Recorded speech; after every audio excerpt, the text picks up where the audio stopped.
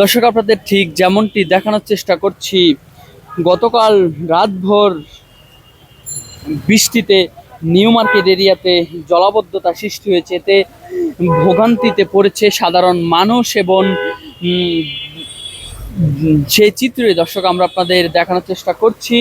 এবং তারই সঙ্গে ঢাকায় বিভিন্ন এলাকাতে গতকাল রাতভর বৃষ্টির কারণে জলাবদ্ধতা সৃষ্টি হয়, এতে ভোগান্তিতে পড়ছে সাধারণ মানুষ এবং সকালে অফিসগামী যে লোক রয়েছে তাদেরও তারা চলাচল করতেও অসুবিধা হয়েছে এবং তাদের অফিস যেত বিভিন্ন সমস্যার সৃষ্টি হয়েছে জলাবদ্ধতার কারণে, অর্থাৎ পানি জমে থাকার কারণে যান চলাচলও ব্যাহত হচ্ছে।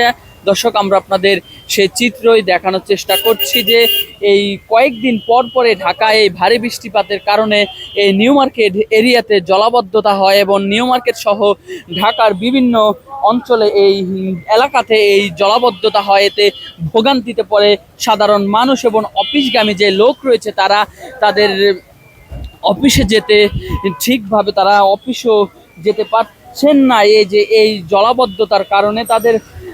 এবং আপনাদের যদি আরেকটু জানিয়ে রাখি, সড়কেও যানজট বাড়ছে এবং যানজট ও পানি জমে থাকার কারণে অনেক এরিয়াতে যান চলাচলও ব্যাহত হচ্ছে। দর্শক, আমরা আপনাদের সেই চিত্রই দেখানোর চেষ্টা করছি। নিউ মার্কেট এরিয়াতে জলাবদ্ধতার কারণে বিভিন্ন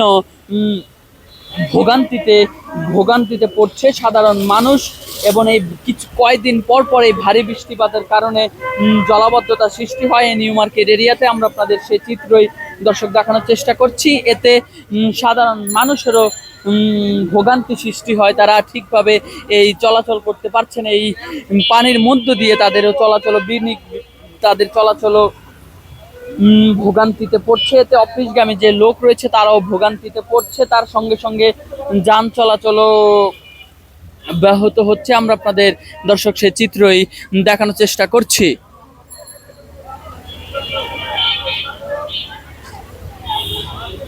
দর্শক, আপনাদের ঠিক যেমনটি দেখানোর চেষ্টা করছি, গতকালকে রাতভর বৃষ্টির কারণে নিউ মার্কেট এরিয়াতে জলাবদ্ধতা সৃষ্টি হয়, এতে ভোগান্তিতে পড়ে সাধারণ মানুষ। আমরা আপনাদের দর্শক সেই চিত্রই দেখানোর চেষ্টা করছি।